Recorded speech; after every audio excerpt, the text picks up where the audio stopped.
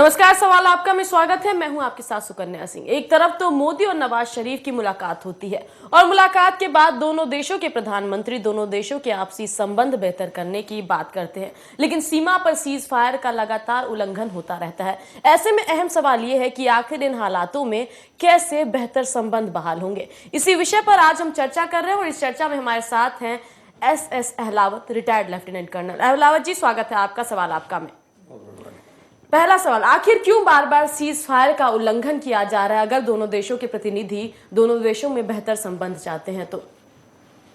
देखिए जी, जहाँ तक पाकिस्तान का ताल्लुक है, ये उनकी अपनी एक नेशनल पॉलिसी है। वो आपको जितना नुकसान चाहेंगे करते ही रहेंगे। जो उनके कंट्रोल का मामला है उससे वो पीछे नहीं हटेंगे।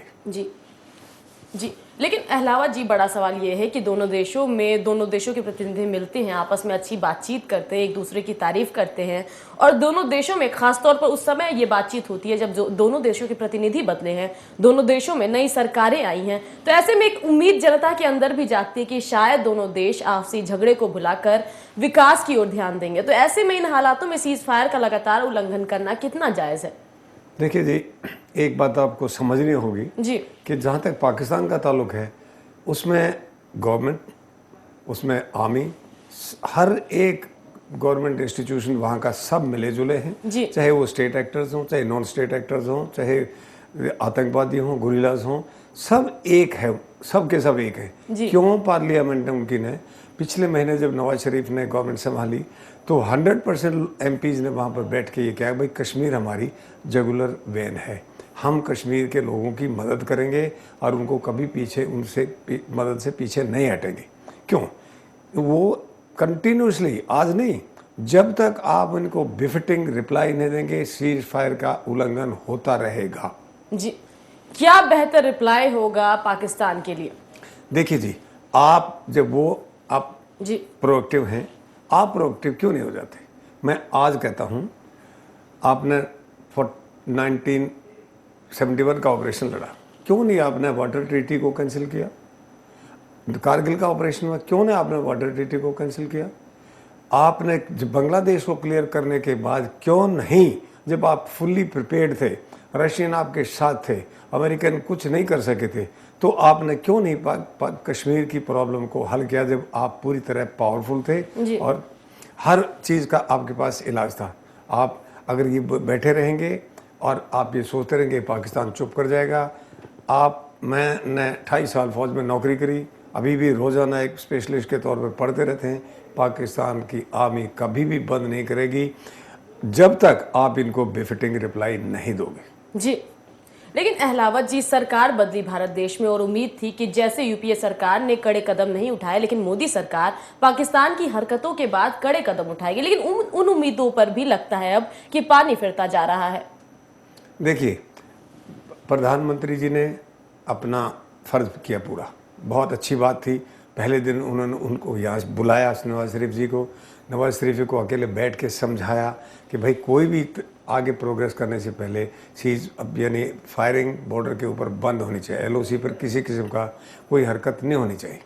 वो बोल के चले गए हैं, लेकिन वहाँ कोई कंट्रोल नहीं है उनका, बहुत मुश्किल है और आर्मी इसको बंद नहीं करेगी। आर्मी, अभी मोदी जी ने तो बोल दिया है, नवाज शरीफ ने तो बंद नहीं किया, शायद वो बंद करवाना भी नहीं चाहते हैं।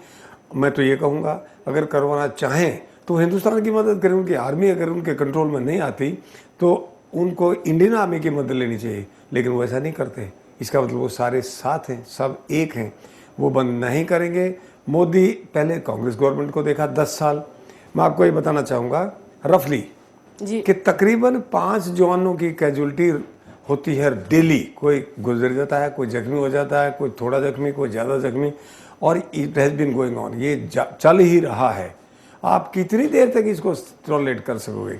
पाकिस्तान को समझाना, इनके नीति के मुताबिक जो आप आज पॉलिसी फॉलो कर रहे हो, इस पॉलिसी से पाकिस्तान सीज फायर का उल्लंघन करता ही रहेगा।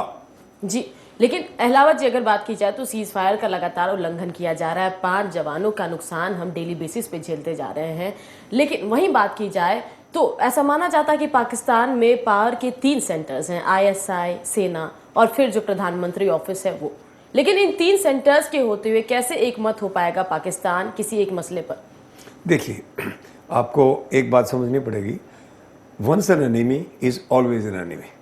पाकिस्तान जब तक सीधे तरीके से आपके साथ नहीं आएगा, उस टाइम तक आप उसके ऊपर विश्वास नहीं कर सकते। विश्वास सीधे तरीके से आने पर भी उसके ऊपर विश्वास नहीं किया जा सकता।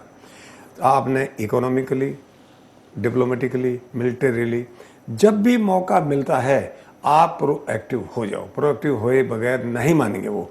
आज उन्होंने फायर किया है, कल आप क्यों नहीं एक जगह पर कोई ना कोई कार्रवाई करते। ये नहीं है कि वार छेड़ दो, लेकिन इनको बताना तो पड़ेगा। आप पूरे कश्मीर में यानी कभी डोडा साइड में आते हैं, कभी पूंछ साइड में आते हैं, कभी मेंढर साइड में आते हैं, कभी वैली में आते हैं, तो आप इसको कैसे रोकोगे जब ये कभी बंद करते नहीं, आपकी बात सुनते नहीं। उसमें गुरिल्लाज भी हैं, नॉन स्टेट एक्टर्स भी हैं, सारे के सारे टीम बॉर्डर के साथ रहती है, जवानों का नुकसान पहुंचा जाते हैं। हमारे बॉर्डर को तार को क्रॉस करके माइन लगा जाते हैं। ये नहीं मानेंगे जब तक आप प्रोएक्टिव नहीं होंगे। और प्रोएक्टिव होने के लिए आपने इनका बेफिटिंग जवाब आज जो हुआ है, इसका कल जवाब सोचो आपने क्या करना है। आपने करना पड़ेगा, इसका और कोई भी तरीका नहीं है। कोई डिप्लोमेटिकली, जैसे मैंने बोला, इकोनॉमिकली, आप मिलिट्रीली, कोई ना कोई इसका जवाब सोचो कल आपने क्या करना है। आप इस तरीके से इनको बिल्कुल नहीं समझा सकते। ये फर्म बिलीफ है पूरी इंडियन आर्मी का, और मैं उनका एक सोल्जर होने के नाते से मैं ये महसूस करता हूँ कि हमने सब कुछ करके देख लिया है, ये बंद नहीं होंगे इस तरीके से अनलेस आप इनको प्रॉपर जवाब दो। जी, लेकिन अलावा जी अगर बात की जाए भारत की, तो भारत एक शांति प्रिय देश रहा है। वो नहीं चाहता है कि उसके फौजियों का नुकसान हो। अगर कोई बड़े युद्ध में ये जो सीज फायर का उल्लंघन है वो तब्दील होता है, और ऐसे में ये भी माना जाता है कि क्या हमारी आर्मी तैयार है किसी बड़े जवाब देने के लिए? नहीं, देखिए, जहाँ तक पाकिस्तान का ताल्लुक है जी, जितने वो तैयार हैं उतने हम भी तैयार हैं। जी, हमारे पास इनको डील करने के लिए सारी चीज़ें हैं। जी, और जितना मैं सजेस्ट कर रहा हूँ कि भाई आज वार मत छेड़ो, लेकिन जितना इन्होंने किया इतना आप भी तो कर सकते हो, क्यों नहीं कर सकते हो। छोटे मोटे इनके पोस्ट है उनको टैकल करो, इनके पेट्रोल भी उनको टैकल करो। यानी इनके आदमी बाहर निकल के आम गुरिल्लाज वगैरह आते हैं, इनकी सख्ती से पेश आओ। क्यों नहीं पेश आते सख्ती से? जब तक नहीं पेश आओगे ये लोग करते ही रहेंगे। तो क्या वजह देखते हैं कि सरकार क्यों इस ओर उदासीन है, क्यों प्रॉपर जवाब नहीं दे पा रही, क्यों प्रोएक्टिव नहीं हो पा रही है? देखिए जी, जैसे आपने बोला कि हम तो शांति प्रिय देश हैं। जी, आपने पूरे इतिहास को ही अगर आप हिंदुस्तान के को समझें तो जब से यानी बुद्धिज़्म आया, महाराजा अशोक आए, उस टाइम से इंडियन आर्मी एक किस्म की आर्म्ड विंग थी, उसको आहिस्ता आहिस्ता ख़त्म कर दिया और हमने बोला हम तो शांति प्रिय देश है। दुश्मन शांति प्रिय देश को नहीं समझता। आपके मंदिर तोड़ दिया, आपकी मस्जिद तोड़ दिया, आपका सब कुछ तोड़ दिया, वो नहीं मानेंगे। जब मानेगा इन्वेडर जो है, हमला करने वाला है, अब आप अपने घर में बैठ के कोबे में तो शांति प्रिय हूँ, मैं तो नहीं छेड़ूंगा, और आपके घर में आएगा, आपके घर में आके आपके ऊपर फायर करेगा, तो आप एक लेमैन के तौर पर सोचो कि आप उसको कैसे बंद करोगे। उसका तो जवाब आपने ढूंढना पड़ेगा, आपने प्रोएक्टिव होना पड़ेगा। मैं तो बार बार ये कहता हूँ, इसका दूसरा कोई भी तरीका। क्यों उसकी क्रिकेट टीम को आप बुला रहे हो, किस लिए बुला रहे हो? हम क्यों ये चाहते हैं कि भाई उनके साथ हमारा व्यापार बढ़े? क्यों हम चाहते हैं कि भाई उनमें डेमोक्रेसी वहाँ पर फले फूले? हमें क्या मिलेगा उससे?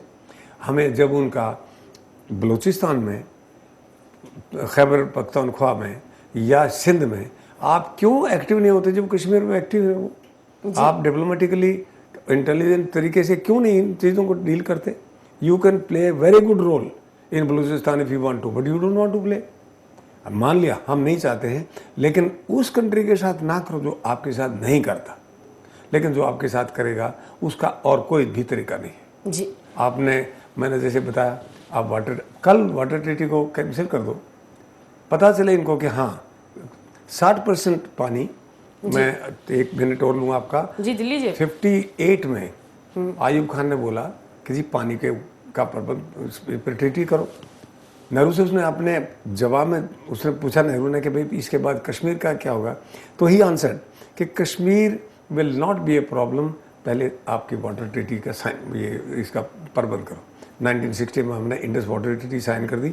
60% पानी उनके पास जा रहा है नदियों का, 40% हमारे पास आ रहा है। यानी आप उसको हर चीज़ में देते ही रहोगे। कच्छ में हुआ 65 में, आपने कितने 100 एकड़ ज़मीन उनको दे दी, छोड़ दिया उसको, मान लिया।